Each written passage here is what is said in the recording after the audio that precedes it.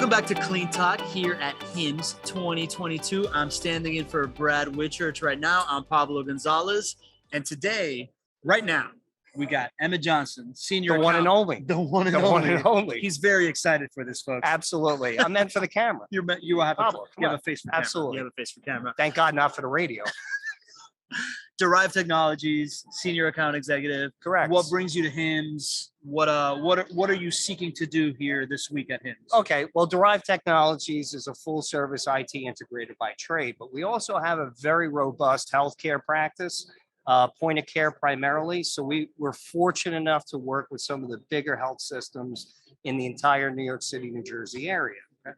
Dropping names, shameless name drop, Yeah. right? Columbia Presbyterian, Sinai, Westchester, New York City Health and Hospitals, Robert Wood Johnson, and the list goes on, right? Okay. And the reason why I'm here is a lot of our customers are down here. They're going through epic rollouts, a lot of innovation.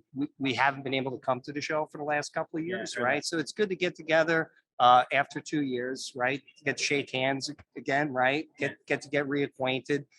Understand the technology, but more so the value that it brings back to our customers. Yeah, I see this as like a watering hole of an ecosystem, right? Yeah, I guess, yeah. The Sure. healthcare ecosystem kind of descends on the watering hole, opportunity to kind of like see what other people are doing, connect with folks, get educated, make, and Yeah, and I think this year the show's a little bit different, right? A lot of health systems, they have their standards, right? They're a Cisco house, they're an HP house, they're a Lenovo house, whatever the case may be, Seal Shield house, right? But because of supply chain constraints and projects that need to start and need to complete, right? So it's opening up opportunities for other manufacturers to kind of get their nose into the tent, and the opportunity, if XYZ monitor is not available, maybe you'd consider ABC. So it's opening up a lot of opportunity for salespeople as well as other manufacturers, kind of the ones off the beaten path that have a better, supply chain or pandemic readiness and business continuity plan within their risk management modules. Got it. The supply chain issues as a source for opportunistic, agile companies that can get in the door is probably an underreported story. It's funny, Pablo, because I owned a company for 20 years, right? And part of I work with a lot of banks, so there's a lot of compliance, of which was risk management, of which pandemic readiness was on there. This is going back over 20 years ago. Yeah. I actually Googled pandemic readiness. I didn't know what it was, right? So what did we all do? You copy and paste from somebody else's, you put it into your manual and your risk management, hope to God that you never use it, right? And that's the only thing I thought of when the pandemic hit. Oh my God, everybody's grabbing their pandemic readiness, and some companies took it seriously and having certain amount of parts, like 10 months worth of parts, a year's worth of parts, they weathered the storm. But everybody else that was purely outsourced, they had some issues. Yeah. So. Yeah. And parts, I would probably assume that financial statement, right? Like I saw companies that weren't ready for the storm financially, right? Like best practices have 6 months of operating cash flow, a year of operating cash flow. Correct. A lot of people don't play that game.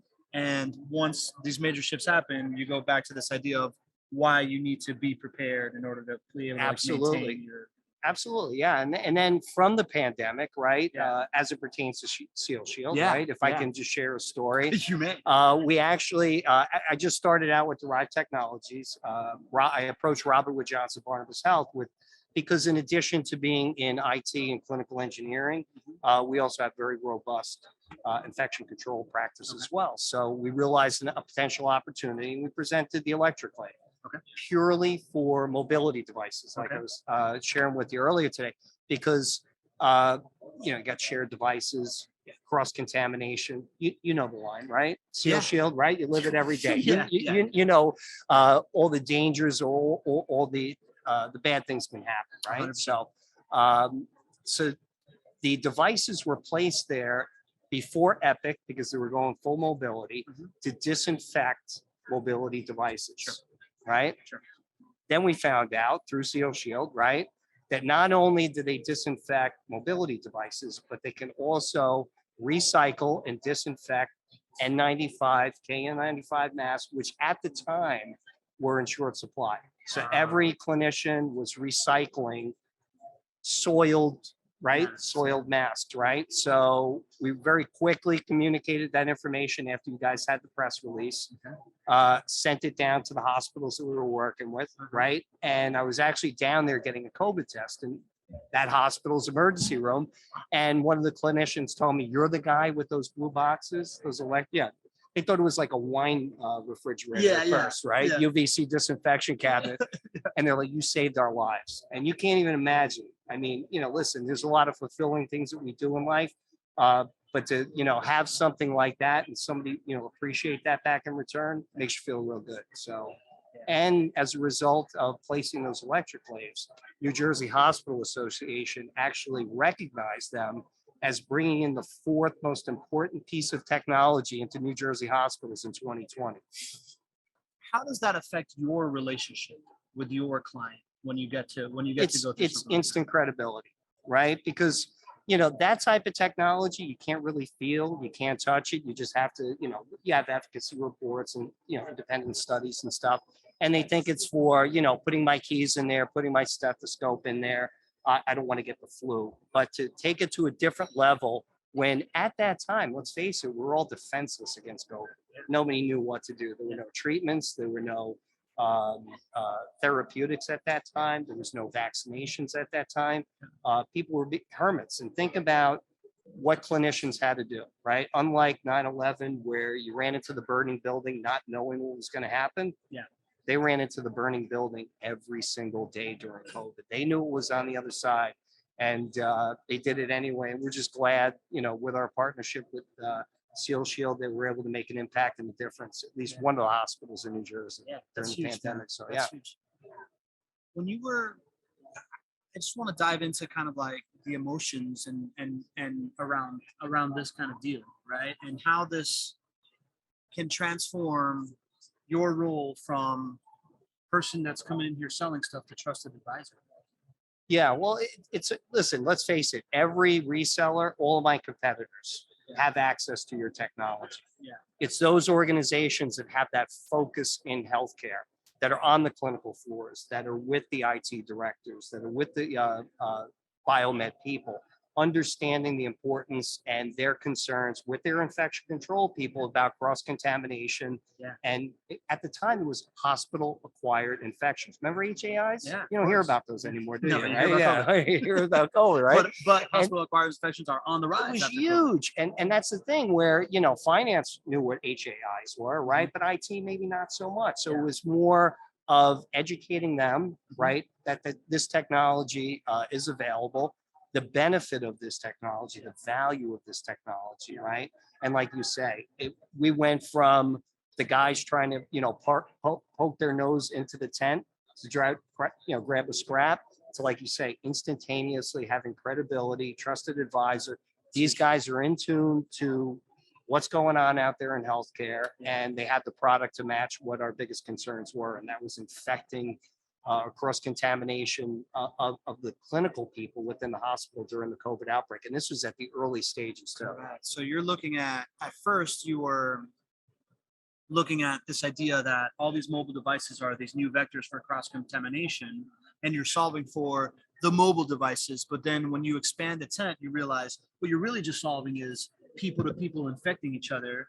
And you can use a solution that's well designed to be adaptable to go from disinfecting electronic devices to something that all of a sudden became very, very scarce. Right. And this allows you some agility in being able to reuse things. Right. And we brought value to the table by providing them with technology that would lower the instance of the HAI, because every hospital is fine, right? So from a financial perspective, it helped them out as far as lowering their, liabilities.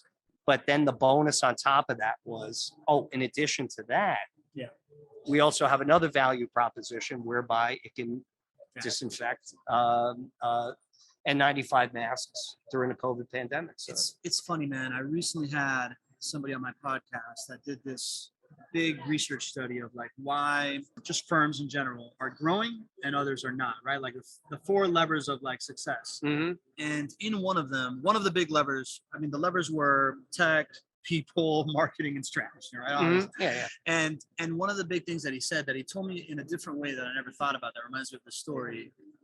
as a marketer, I know that niching down, specializing is like the way to really like find your clients. But he talked about this idea that in this world that we live in that has such a rapid rate of change, being a super special about this one niche thing, you stand in the way of that niche thing becoming the problem du jour.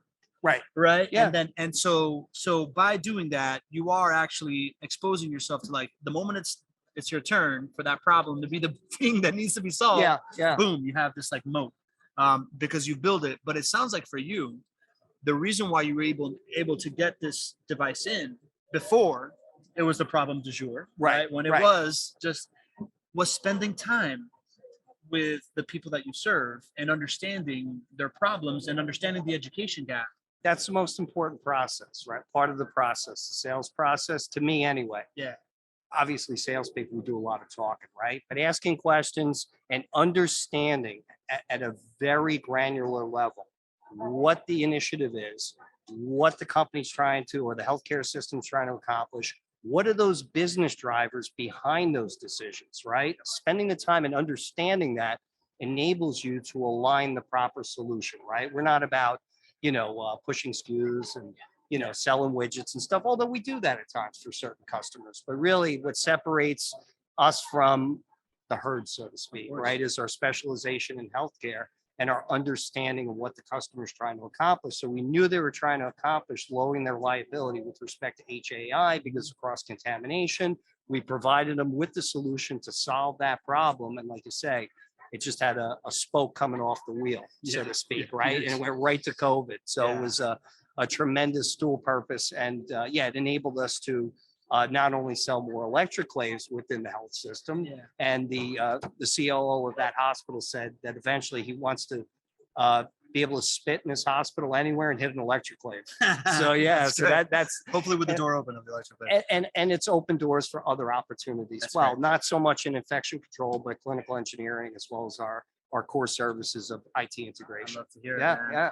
It sounds to me that the key to being really great at your job, at your role, is your ability to take the pain that the CFO sees, explain it to the CTO or the IT person on how you achieve that, and then by achieving that, getting the COO to feel the benefits of that win. That part of it is easy for me, believe it or not, right? Okay. So prior to coming on board with Derive Technologies and doing a stint as the healthcare director of healthcare for Stewart Xerox in New Jersey, I was a business owner for 20 years. Okay, so it's a different focus, okay, where the customer is not seen as a piggy bank, right? A lot of salespeople, hit and run salespeople, they want to, give you their elevator pitch, sell you something and move on, right? So I treated my customers like gold.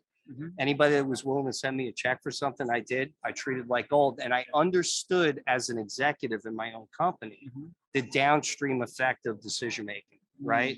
And it's not so much that I needed to understand the technical granular side of it. My conversations are in the C-suite with the CIOs, the CFOs, communicating business issues and the value and the benefit from a business perspective, because really they don't care about the speeds and feeds as much, right? They want to understand that by utilizing this, it's going to increase my productivity, better workflow, happier employees, better doctors, better surveys, better doctors coming in. And those are the things that I focus on and allow my subject matter experts to fill in the blanks as far as all the gory details with the granular IT discussions. But really it's high level concepts, right? And understanding the reasons as to why they're looking to accomplish these. And I really think that that's the difference, where a lot of salespeople, like I say, focus on the sale. I focus on the customer.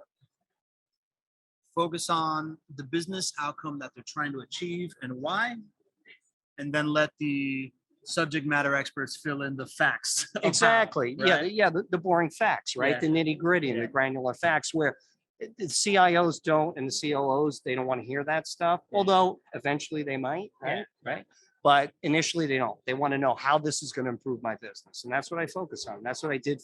And my business was, name of the company was Proxy Express. So we work with all C-level executives at Fortune 500, Fortune 100.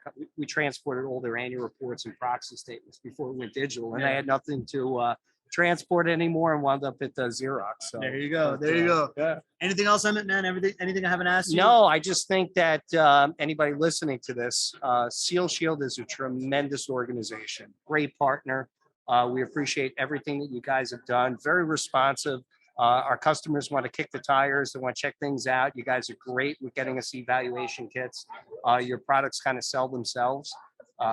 And you guys are great. And thanks for having me on. I appreciate the opportunity. It's awfully nice, man. I appreciate that. All right. All right.